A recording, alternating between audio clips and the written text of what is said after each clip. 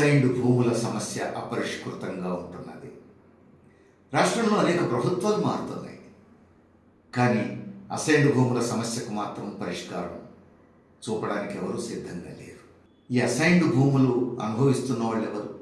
నిరుపేదలు. వ్యవసాయం కోసం, పొట్టతిప్పల కోసం ప్రభుత్వం ఎకరమో 2 ఎకరాలు భూమి పేదలకు కేటాయించిన దాన్ని అసైన్డ్ భూమి అంటున్నాం. వ్యవసాయ రంగంలో అసైన్డ్ భూమి, ఇతరత్ర అవసరాల కోసం కూడా అసైన్మెంట్ చేయొచ్చు. ఇక్కడ వ్యవసాయం కోసం అంటే నిరుపేద కుటుంబాలుగా ఉండి దున్నుకోవడానికి భూమి లేక వ్యవసాయం పని మాత్రమే వచ్చేటువంటి కుటుంబాలకు ప్రభుత్వం భూమి ఇచ్చి మీరు దున్నుకోండి, బతకండి అని చెప్పడం. ఈ భూమి సహజంగానే నిరుపేద వ్యవసాయ కూలీ కుటుంబాలు, దళితులు, గిరిజనులు, వెనుకబడిన తరగతులు, మైనారిటీలు ఇలాంటి సమాజంలో అట్టడుగున ఉన్నటువంటి నిరుపేద ప్రజానీకానికి అసైన్ చేసేటువంటి భూములు. ఈ భూములకు సమస్యలు వస్తున్నాయి. కారణం ఏంటిది? సంవత్సరాలు గడిచినా మీరు ఆ భూముల్లో వ్యవసాయం చేయట్లేరు కాబట్టి అని ప్రభుత్వాలు వెనక్కి తీసుకునేటువంటి ప్రయత్నం. మరికొన్ని సందర్భాల్లో అసైన్డ్ భూముల్ని పరిశ్రమల కోసం మేము తీసుకుంటున్నామని చెప్పి బలవంతంగా గుంజుకోవటం. మరికొన్ని సందర్భాల్లో పట్టణీకరణ మూలంగా, పట్టణాలు విస్తరించడం మూలంగా ఒకప్పుడు వ్యవసాయం జరిగినటువంటి ప్రాంతం పట్టణ ప్రాంతంగా మారి అక్కడ వ్యవసాయం ఆగిపోవడంతో ఆ భూమిని ఏం చేయాలి అనేటువంటి ప్రశ్న తలెత్తడం.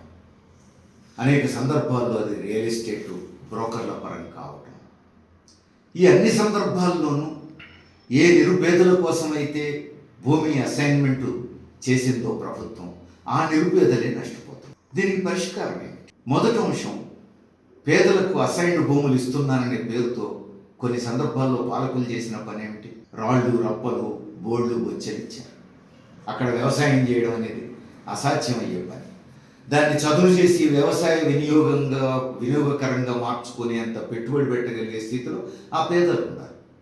అందుకని అసైన్డ్ భూమి ఇచ్చాము అని చెప్పుకోవడానికే తప్ప వారు వ్యవసాయం చేసుకోవడానికి అనువుగా లేకపోవడంతో అనేక సందర్భాల్లో ఉపయోగపడలేదు.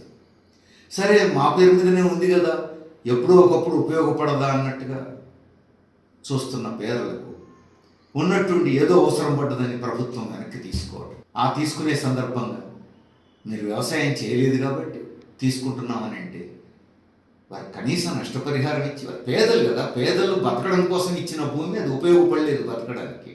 నువ్వు నష్టపరిహారమైనా ఇస్తే ఎంతో కొంత వాళ్ళు బతుకుదెరువుకు అది ఉపయోగపడుతుంది కదా. అక్కడ సమస్య. అంతేకాదు, అసలు వ్యవసాయం చేస్తున్న భూములు కూడా ఇక్కడ అసైన్డ్ భూములు కాదా అనే తేడా లేకుండా పారిశ్రామికవేత్తల కోసం రైతుల భూములు గుంజుకోవడం, ఆ గుంజుకునే దగ్గర పట్టాదారుల భూములు గుంజుకోవటం, సొంతదారుల భూములు గుంజుకోవటం అదొక ఇష్యూ అయితే, అసైన్డ్ భూములు తీసుకుంటున్నప్పుడు కూడా వాళ్ళు బతకడం కోసం నువ్వు ఇచ్చిన భూమి, మరి నువ్వు తీసుకుంటున్నప్పుడు వాళ్ళ బతుకుదెరువు ప్రత్యామ్నాయం ఏంటిదో చూడాలి కదా.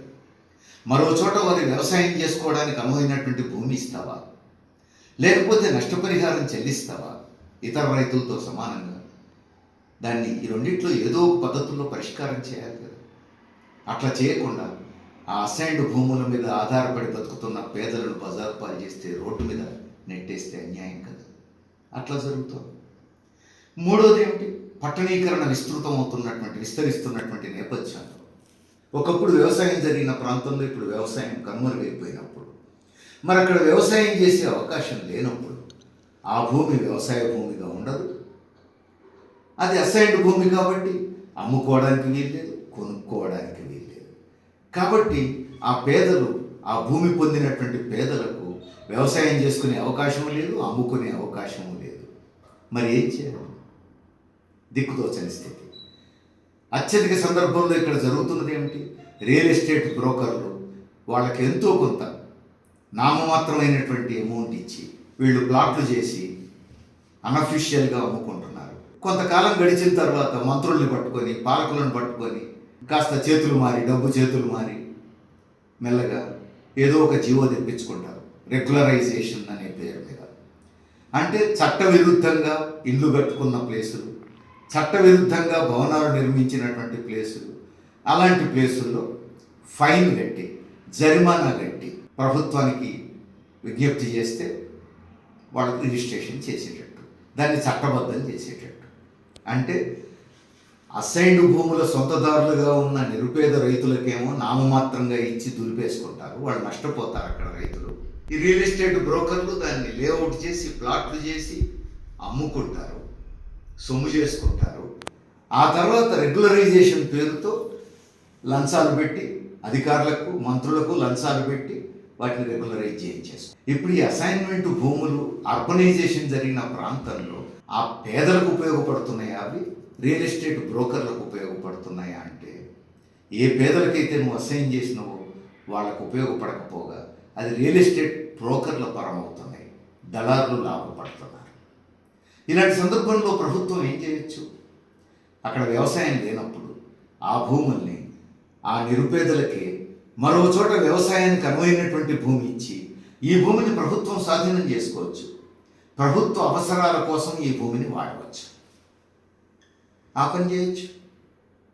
కానీ ప్రభుత్వం స్వాధీనం చేసుకొని ప్రభుత్వ అవసరాలకు వాడదు, ఆ పేదలకు ప్రత్యామ్నాయంగా భూమి ఎక్కడ అలాట్ చేయదు, నష్టపరిహారము ఇవ్వలేదు. మెల్లమెల్లగా రియల్ ఎస్టేట్ బ్రోకర్లకు ప్రభుత్వాధికారులు, ప్రభుత్వం తెర వెనుక సహాయం చేస్తారు. ఇది అనేక సంవత్సరాలుగా ప్రభుత్వాలు మారుతున్నాయి, పరిష్కారం కావట్లేదు. ఉమ్మడి రాష్ట్రం పరిష్కారం కాలేదు, రాష్ట్ర విభజన అయిన తర్వాత పరిష్కారం కాలేదు. ఫైనల్గా బీఆర్ఎస్ పాలనలో తెలంగాణ రాష్ట్రంలో జరిగింది ఏమిటి? ఓ సర్వే చేశారు, ఇలాంటి భూములు ఎన్ని ఉన్నాయని చూస్తే 2,80,000 ఎకరాల భూములు ఉన్నట్టుగా తేలింది. అప్పుడు చాలా గొప్పగా చెప్పారు కేసీఆర్ పాలనలో, ఈ 2,80,000కు పైగా ఎకరాల భూమి ఈ రూపంలో అసైన్డ్ భూమి ఇతరులకు చేతులు మారింది, ఈ భూముల్ని మేము పరిష్కారం చేస్తాం అని వాళ్ళ లెక్కలో 80,000 ఎకరాల భూమి వరకు అర్హుల చేతుల్లోనే చేతులు మారింది అని. అంటే పేదలు కాబట్టి అసైన్ చేసాం, ఆ పేదలు అమ్ముకున్నది కూడా పేదలకే, అర్హులకే అని తేలుతోంది. కాబట్టి అర్హులకు ఆ 80,000 ఎకరాలు మేము పట్టా చేస్తామని చెప్పారు. చెప్పడమే తప్ప చేయలేదు, వాళ్ళు దిగిపోయారు. ఈ సమస్యను పరిష్కరిస్తామని చెప్పారు కాంగ్రెస్ నాయకులు. రేవంత్ రెడ్డి ప్రభుత్వం ఏర్పడి 2 ఏళ్ళు దాటింది, వీళ్ళు కూడా ఆ సమస్యను ముట్టుకోవడానికి సిద్ధంగా లేరు. అంటే ఎంతో కొంత ఆదాయం వచ్చే దగ్గర, తెర వెనుక నుంచి 4 డబ్బులు వచ్చే దగ్గర కేంద్రీకరిస్తారు తప్ప పాలకులు, అధికారులు పేదల ప్రయోజనాలకు ఉపయోగపడే సమస్యలను పరిష్కరించడానికి పూనుకోరన్నమాట. ప్రజాస్వామ్యంలో పాలకులు పేదల కోసం పనిచేయాలి కదా, ప్రజల కోసం పనిచేయాలి కదా. ఈ తెర వెనుక ఆమ్యామ్యాల కోసం ఆ అరువులు చాచడం ఏమిటి? పేదల పొట్టగొట్టి బ్రోకర్లకు, రియల్ ఎస్టేట్ దందాకోరులకు సహాయం చేయడం ఏమిటి? అది బీఆర్ఎస్, బీజేపీ, కాంగ్రెస్ అనేటువంటి తేడా లేకుండా అందరూ ఇదే పద్ధతుల్లో పోతే ఇంతకంటే అన్యాయం ఇంకేముంటుంది? ఇప్పటికైనా పాలకులు ఆలోచించాలి. ఖచ్చితంగా పేదలకు ఉపయోగపడే పద్ధతుల్లో ఈ అసైన్డ్ భూముల సమస్యను పరిష్కరించాల్సిన బాధ్యత పాలకుల మీద ఉన్నది.